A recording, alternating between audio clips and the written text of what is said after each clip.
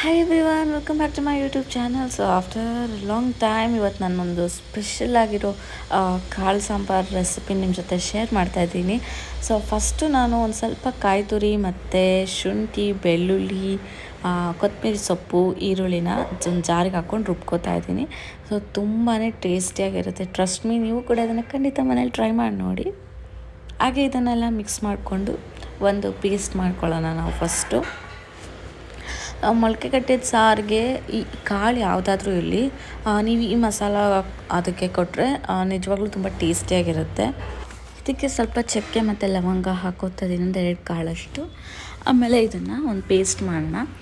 So full ನೀಟಾಗಿ ನುಣ್ಣಗೆ ರುಬ್ಕೊಂಡು ಆಮೇಲೆ ಇದಕ್ಕೆ ನಾವು ಸ್ವಲ್ಪ ಟೊಮೆಟೊನ ಆ್ಯಡ್ ಮಾಡ್ಕೊಳ್ಳೋಣ.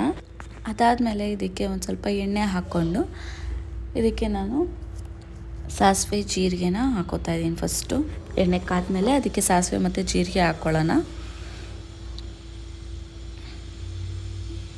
1 ಸ್ಪೂನಷ್ಟು ಸಾಸಿವೆ, 1 ಸ್ಪೂನು ಜೀರಿಗೆ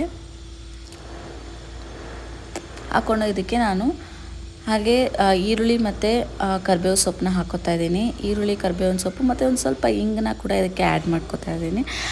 ಯಾವುದೇ ಸಾಂಬಾರಿಗೆ ಹಿಂಗೆ ಆ್ಯಡ್ ಮಾಡಿಕೊಂಡ್ರೆ ಟೇಸ್ಟ್ ಅಂತೂ ತುಂಬ ಚೆನ್ನಾಗಿರುತ್ತೆ. ಅದಾದಮೇಲೆ ಕಾಳು ಮತ್ತು ಬದನೆಕಾಯಿನ 2 ವಾಶ್ ಮಾಡಿ ಇಟ್ಕೊಂಡಿದ್ದೆ. ಸೊ 2 ಒಟ್ಟಿಗೆ ಹಾಕೋತಾ ಇದ್ದೀನಿ, ಕಾಳು ಬದನೆಕಾಯಿ ಹಾಕ್ಕೊಂಡು ಇದನ್ನು ಚೆನ್ನಾಗಿ ಮಿಕ್ಸ್ ಮಾಡ್ಕೊಳ್ಳೋಣ ಫ್ರೈ ಆಗೋವರೆಗೂ.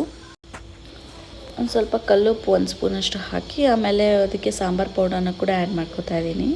ಸಾಂಬಾರು ಪೌಡರು ಒಂದು 4 to 5 ಸ್ಪೂನ್ ಹಾಕಿದ್ದೀನಿ. ಸೊ ಸಾಂಬಾರು ಪೌಡರ್ ಹಾಕಿದ್ಮೇಲೆ ನಿಮ್ಗೆ ಇನ್ನೂ ಸ್ವಲ್ಪ ಖಾರ ಜಾಸ್ತಿ ಬೇಕು ಅಂತಂದರೆ ಚಿಲ್ಲಿ ಪೌಡರ್ನ ಕೂಡ ಆ್ಯಡ್ ಮಾಡ್ಕೋಬೋದು. ಸೊ ನಾನು 1 ಸ್ಪೂನಷ್ಟು ಚಿಲ್ಲಿ ಪೌಡರ್ ಆ್ಯಡ್ ಮಾಡ್ಕೋತಾ ಇದ್ದೀನಿ. ಇದಿಷ್ಟು ಹಾಕಿ ಇದನ್ನು ಚೆನ್ನಾಗಿ ಮಿಕ್ಸ್ ಮಾಡಿ ಒಂದು ಸ್ವಲ್ಪ ಏನು ಮಸಾಲ ರೆಡಿ ಮಾಡಿ ಇಟ್ಕೊಂಡಿರ್ತೀವಿ, ನೀರನ್ನ ಚೆನ್ನಾಗಿ ಅದನ್ನು ಆ್ಯಡ್ ಮಾಡಬೇಕು. ನೀರು ಚೆನ್ನಾಗಿ ಎಲ್ಲದಕ್ಕೂ ಮಸಾಲ ಹಿಡೀಲಿ ಫಸ್ಟು. ಆಮೇಲೆ ಇದಕ್ಕೆ ನಾನು ಒಂದು ಆಲೂಗಡ್ಡೆನೂ ಕೂಡ ಹಾಕಿದ್ದೀನಿ. ಒಂದು ಸ್ವಲ್ಪ ನೀರು ಹಾಕಿ ಚೆನ್ನಾಗಿ ಕಾಳೆಲ್ಲ ಕುದಿಯೋಕ್ಕೆ ಬಿಡಬೇಕು, ನಾವು ಚೆನ್ನಾಗಿ ಫ್ರೈ ಆಗಬೇಕು. ಅದಾದಮೇಲೆ ನೀರು ಚೆನ್ನಾಗಿ ಕುದ್ದ ಮೇಲೆ ಇದಕ್ಕೆ ನಾವು ಏನು ಪೇಸ್ಟ್ ರೆಡಿ ಮಾಡ್ಕೊಂಡಿರ್ತೀವಿ ಮಸಾಲಾನ, ಅದನ್ನು ಕೂಡ ಆ್ಯಡ್ ಮಾಡ್ಕೊಳ್ಳೋಣ.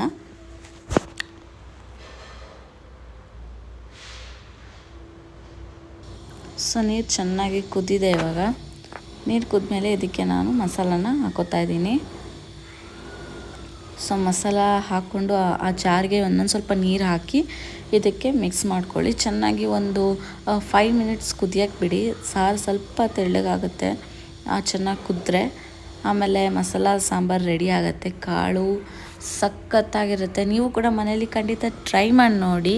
ಹಾಗೆ ನಿಮಗೆ ಈ ವಿಡಿಯೋ ಇಷ್ಟ ಆಗಿದ್ದರೆ ಲೈಕ್ ಮಾಡಿ, ಶೇರ್ ಮಾಡಿ, ನನ್ನ ಚಾನಲ್ಗೆ ಸಬ್ಸ್ಕ್ರೈಬ್ ಮಾಡಿ.